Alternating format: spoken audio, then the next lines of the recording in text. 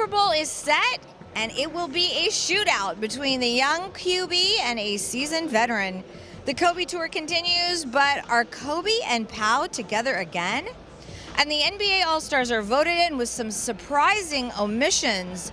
Hello and thanks for joining us. I'm Maria Serrao, joined by Lupadus. We are here at the Staples Center. It's the Battle of LA. Well, it's Clippers and Lakers tonight. I know, Maria, it's one of the funnest games of the year, even though it's a little bit mismatched this year. Yeah, a little mismatched for the last couple of years, actually. But we got to start with some breaking news here at Staples Center with the Clippers and Blake Griffin. It's an unfortunate situation. Their team was in Toronto. Let's talk about that. Well, they were on a road trip. Everything seemed to be going fine. They've been winning without Blake Griffin. Blake, right. He's had the injury since Christmas. Yes. was the last time he played Christmas a game. Day, exactly. And he's been on the road with them, supporting his friends. Team, yep. And the friends were out having dinner. And from what we understand, it was a friendly little brawl. A verbal battle, I think. Yeah, I think so. That ended up in Blake Griffin getting angry, and he kind of got violent. He did get violent, and it was with one of the equipment managers. Yes, not the manager, but one of the guys who carries the equipment, helps out in the locker room.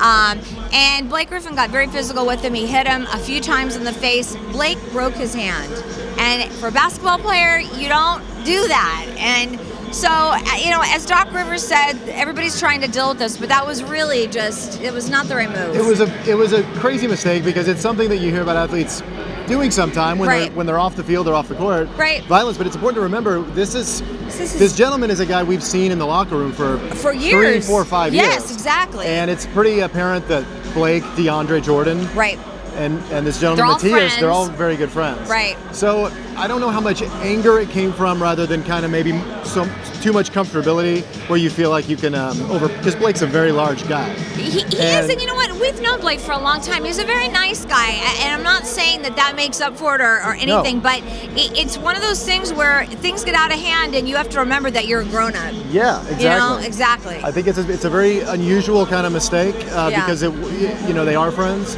right. But it's a mistake nonetheless. He's going to be punished by the league. And we don't really know. There's a lot of questions about his future with the LA Clippers right now. Well, we're waiting to hear. I mean, we just were in with Doc Rivers, and we're going to show you that in a minute. But, Doc is handling it like a family situation, as he should. He talks about that, saying that, we're satisfied with the outcome. But, Blake's not here tonight, and Doc said he won't be here until the league, I guess, assesses it and hands down the punishment. Although we did hear yesterday that the Clippers will actually be handing down the punishment. So we've got some misinformation here today. Not really sure what will happen with that, but Blake's not here tonight, neither is Matthias. So, well, as usual, Doc handled drama. This team's gone through a significant amount of drama for a pro sports team in the last couple years. I was thinking that tonight when we were in there with Doc. And as usual, Coach Doc Rivers handled it. He has a good way of being ambiguous. He does. But he's great with the media, and he was able to answer questions, I think, to the best he possibly could.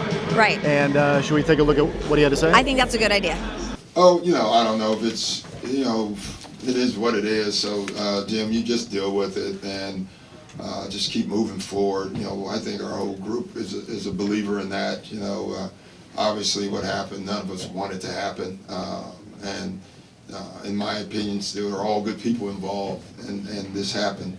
So, you just move on. Like I said the other night, you try to turn every situation into a teaching moment and a learning moment, for all of us.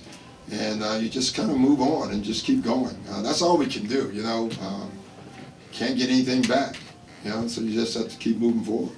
I've talked to him, obviously, and, he feels awful. I mean, I don't know what more he can do than that, really. I mean, guys, all of us, we've done some dumb things in our lives, and you know it when you do it, and you feel awful about it. And you just hope that you can get past it and move on. And, he's not even looking at moving on right now, even though we will. He feels awful about it, and he's let everyone know that. And that's really, it's all you can do, man. You got to forgive people at some point. I believe that. We built Richard Nixon a library. I mean, my goodness. You forgive people. You really do. And you kind of move on and you build it back. Our team's pretty good. Our team's pretty tight. So, we'll get through it. So we'll see what happens with Blake Griffin. I'm sure he'll be back, and hopefully by playoffs is the most important The thing. Clippers hope so. They He's gotta definitely be need back. him if they're going to go past the first to make round. any noise, absolutely. All right, now on a positive note, somebody that we've known for a long time here at the Clippers is Natalie Nakase, and she's got such a great story, Will. When I first started talking to her, I didn't really think of her as anything more than, oh, she's a trainer with the Clippers, she's always out here for shoot around. But really getting to know her, her story is amazing, and she will eventually be a coach in the NBA. And I didn't really feel like I was talking to a woman who was trying to be a coach in the NBA. She's just working her way up. Well, when you told me this story, this is great. I can't wait to see Unbelievable. it. She's somebody I've seen on the court, kind of helping the Clipper players out. Yep. You know, retrieving rebounds for them, and it's so cool to hear a story like that where she's risen in the ranks over the last few years with one organization and come this far. Yeah, it's really cool. So let's take a look at Natalie. I want to start with you telling your story about growing up in Southern California. You've played basketball for a long time. It's the beginning of your journey, so let's start there. Oh, man. I started playing basketball when I was 6 years old. My dad, he's a huge basketball fan, played basketball, played all sports, and he had 3 girls. But he wanted a boy. And to be honest, actually, I was actually supposed to be a boy. And so when I came out, my dad was like, oh, man, you know. But by then, he's already trained my 2 older sisters, and they're 3 and 4 years older than me. So I was basically, like, ready to go. You know, he's trained the first 2, and so I was, like, the 3rd one. So Were you in love with the game from the get-go? I was, but I think it's because of my dad. Because of how passionate he was about basketball, it kind of just fell into place. Like, you know, when you're a kid, you kind of really don't know. But when you watch another person be so in love with basketball, it's kind of like, it just kind of grew up with me, like my childhood. I have to ask you, did you grow up a Laker fan?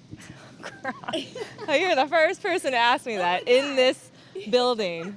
Of course I was a Lakers fan. Huge Magic Johnson fan. I mean, the guy was a point guard.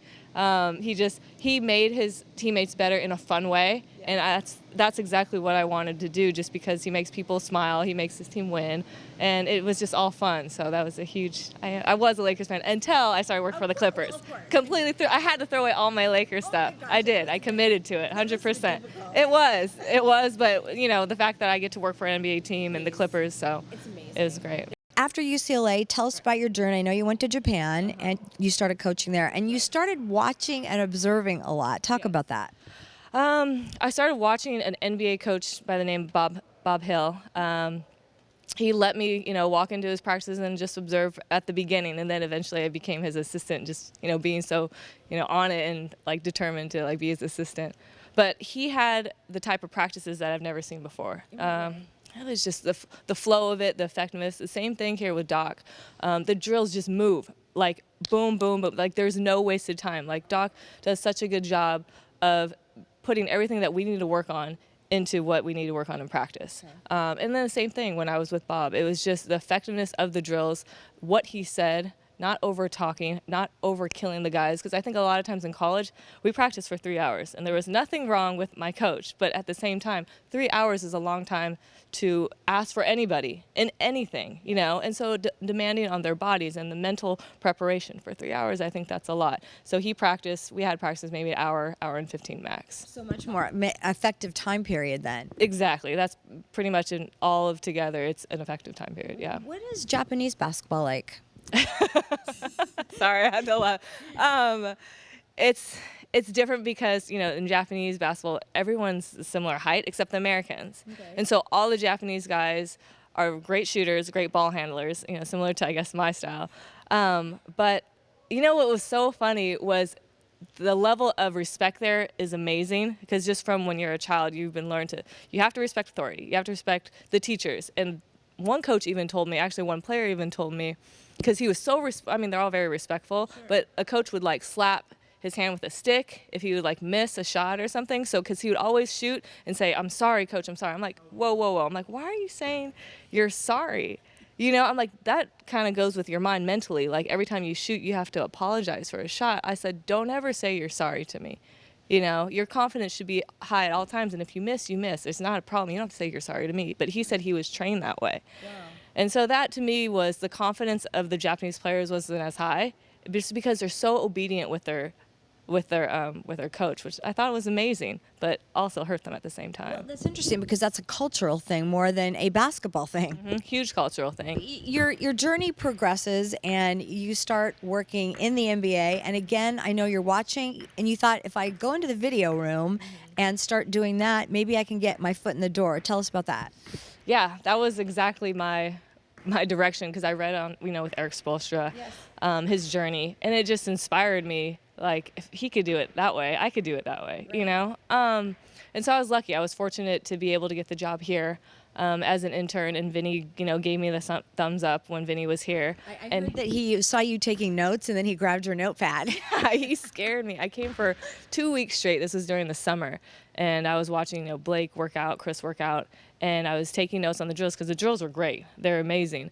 And I never really talked to Vinny that much. Vinny always just came in, came out, and then I remember sitting. I was right over there, and I was right on one of these desks, and he slammed his hand on my notes, and I'm like, who is that? And it's like, it's Coach. And I'm like, oh man. I'm like, Coach, what's going on? He goes, and then he read my thing. He's like, just checking to see what you're doing. He's like, very good. And from there, yeah. Okay, and then I know last year you actually were coaching. You were assistant coach in the summer league. What was that experience like? It was amazing. Another amazing experience. Doc, I was very blessed that Doc gave me the opportunity to do that. It was just like Japan, just like how I coached in Germany. I mean, it's just the same rush and feeling of, what you love to do. There was no hesitation just because all the coaches on the coaching staff were so supportive. So when you have support system, you have people that believe in you, and you prepare yourself, then it's just fun. The challenge for all the coaches here, plus myself, is to know more than them every game going in.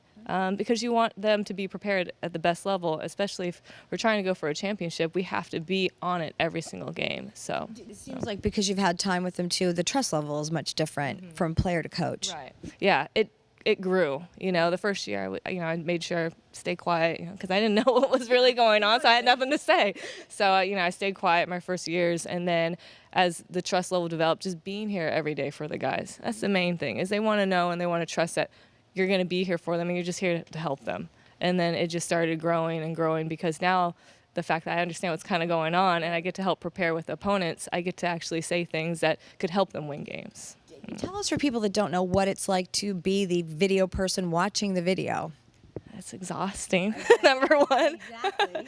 It's exhausting, number one, but it's a great challenge. Lawrence Frank, our defensive coach, he is above and beyond us with video. So, he watches way more than we do, but to be challenged by his hours of work is probably have been the best preparation for me, because you see someone doing it more than you. Like as someone that's just trying to get in and trying to get to go into the next level, you want to try to be where they are at. So you have to try to maximize that and maximize what your work is doing compared to their work. So you've worked with so many amazing coaches and people, one of them being Doc Rivers. What have you learned the most from him, or is it a daily learning experience with Doc?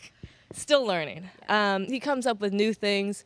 I think what's great about Doc is he just prepared. I actually just overheard him talk about just understanding their bodies. Like upcoming games. Well, when's the important time to rest? When's the important time to have a walkthrough? Like, he really thinks about the little details that I haven't seen, or I haven't heard that much before. And I think that's important because he's also played in the NBA. And then also, Doc is just great, again, with the feel. And that's something that I really like to do, too. Like, he feels the players, he feels the temperature of the room, and he knows what to say. If someone's struggling out there, he's going to go out and say it. If someone needs to be corrected on the court, he's going to say it. And I think that's so hard, but at the same time, Doc's one of the best. So. Well, it's interesting because you're on your way to becoming a head coach in the NBA. What do you think for yourself when you look at other coaches? What does it take to do that? It takes a lot of sacrifice, number one. The traveling, for the players and the coaches all together away from their families.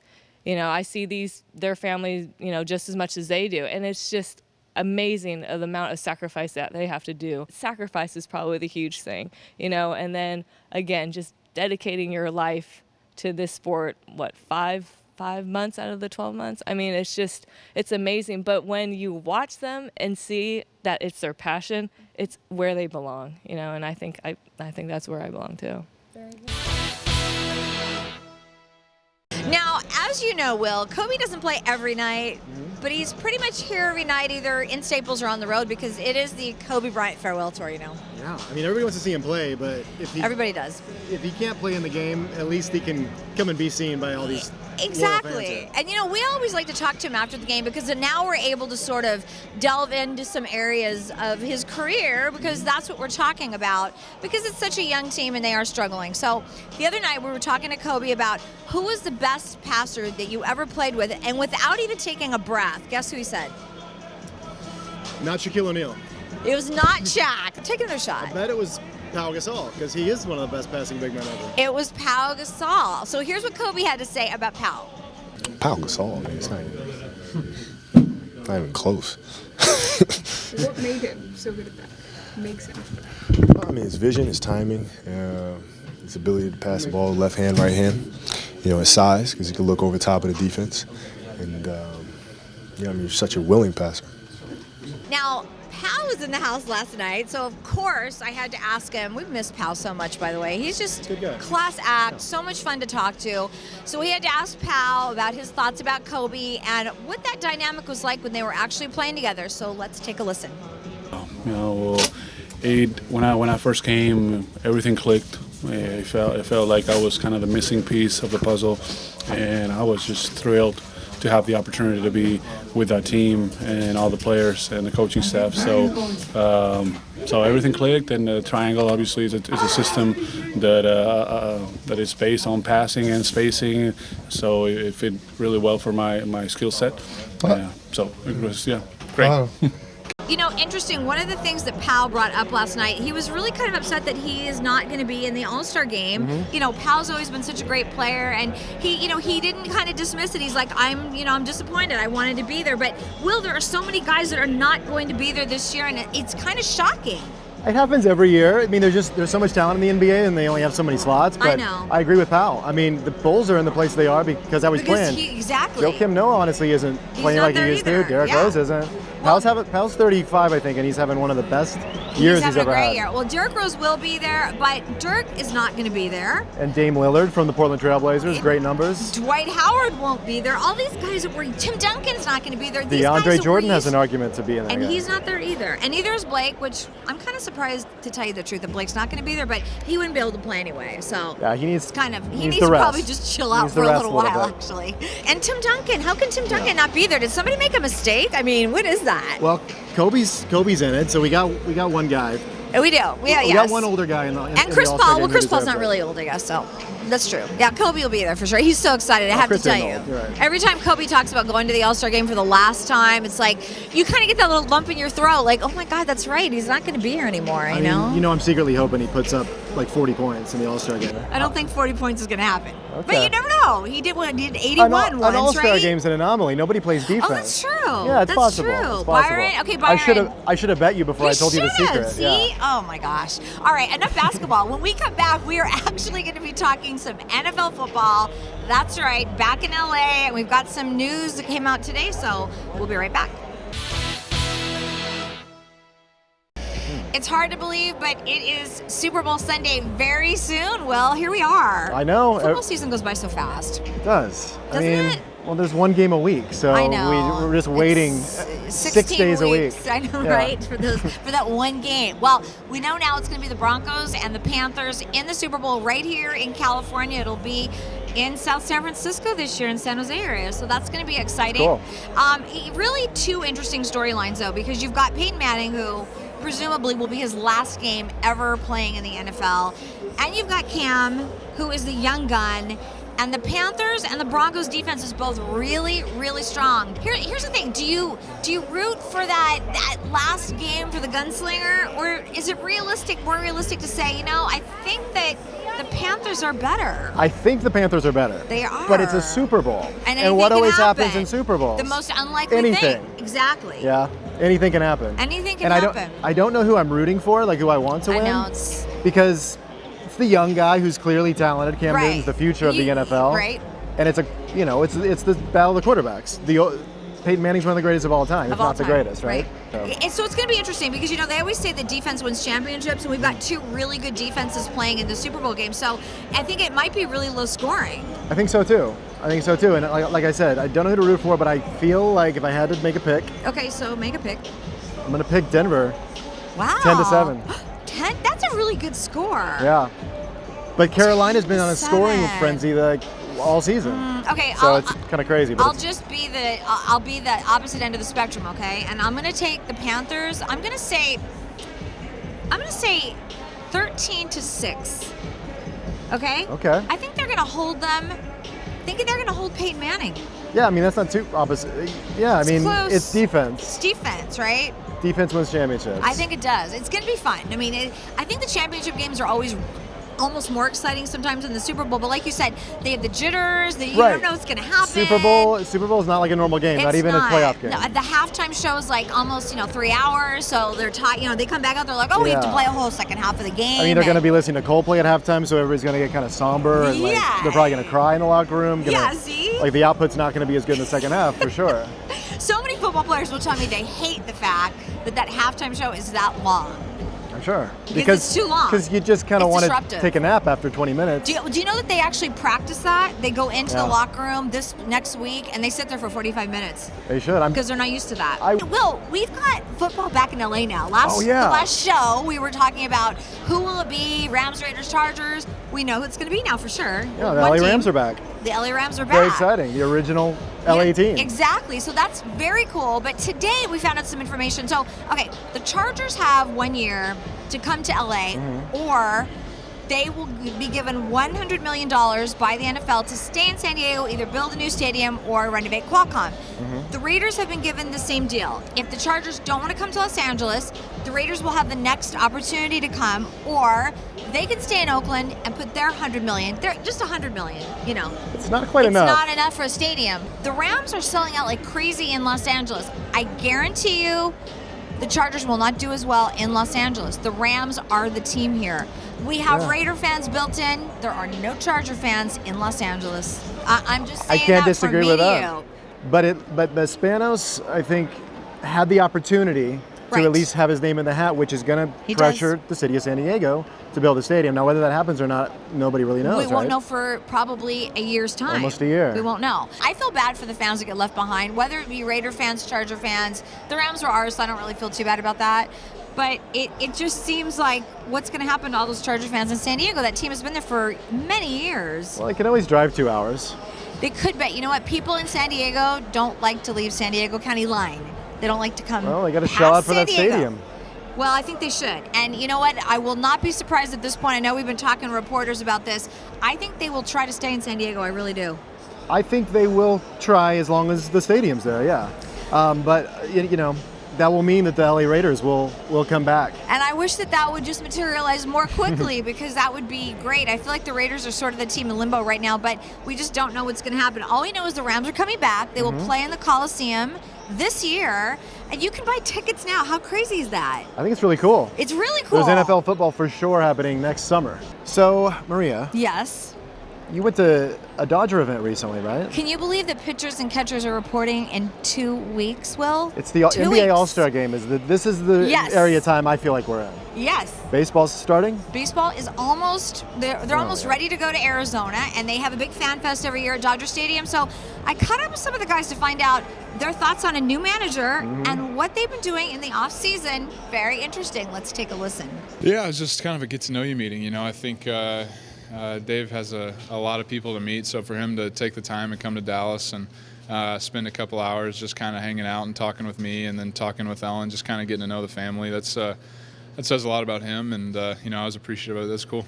Very enthusiastic. It kind of seems like he's always smiling, always ready to bring the excitement into a clubhouse, which is awesome. And then, I think at the same time, too, that you kind of can sense that there's not a whole lot of nonsense. It's going to be, if something he sees he doesn't like, he's not going to be afraid to say something, and that's great, too. I think you got to have both as a manager, and it seems like he'll do that. I've talked to him a couple times, and I talked to him for a minute outside. He's basically what I've heard completely from everybody. People from all around the league reached out, and universally it was, you guys got one of the best I haven't met a person who has a single bad word to say, which is somewhat rare. And so I think everybody's actually very excited that he's on board and getting to work with him now. Have you had a chance to talk with Dave Roberts yet? I did. I talked to him yesterday for a few minutes at lunch, and mostly about wine. I heard he has a wine label, and so I wanted to get the skinny on how much wine we'd be getting from him. But What was the answer to that? yes, I have wine, and yes, you will try it this year.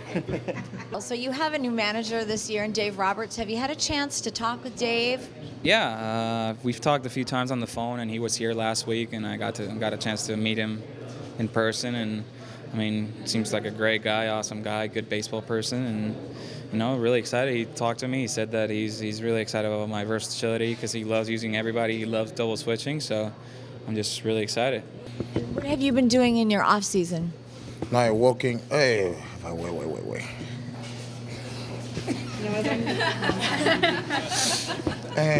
Yo estoy trabajando en mis piernas. Talk about what you've been doing in the off season. ¿Qué estás haciendo? No, estoy trabajando en mis piernas para mejorar mi hamstring, que tuve problemas el año pasado, y poder jugar la mayoría de los juegos este año, que son 162 juegos. I've been working on getting my leg healthy, making sure I get strong enough, make sure that, my hamstring's in good shape, and I'm ready to play 162 games. All right, well, Fanfest is always a lot of fun, Will. I love being out there, being outside again. I'm almost ready for baseball now. I'll be right there with you in April. Okay, I'll good. be pumped and excited. But there is some news that came out today. Tell us about that, Will. Today, the Elysian Park Drive, Yes. getting up to Dodger Stadium, is officially changed to Vin Scully Drive. Can you believe that? After 66 years of being here, he's finally going to get his own street. The man behind the microphone, he deserves it. Very, very true. And this is his last year, so even though I think they should have probably done this a few years ago, it's great that they did it now. Better late than never. Better late than never. All right, well, that will do it for us. Remember, you can watch Playing the Field 24/7 at playingthefieldtv.com. I'm Maria Serrao for Will Lupadus. They're going to start this Laker Clipper game, so we got to get out of here, and we will see you next time. To be honest, it overwhelmed me, in all honesty. For the first time in a while, I didn't really have anything to say. I had to wait and kind of collect my thoughts. I would say this: I hope and pray. The mayor asked me 2 years ago to have something done, and I didn't think it was time. Now that I'm leaving, it's nice to leave something behind. But I do hope and pray that one day the name O'Malley will be involved.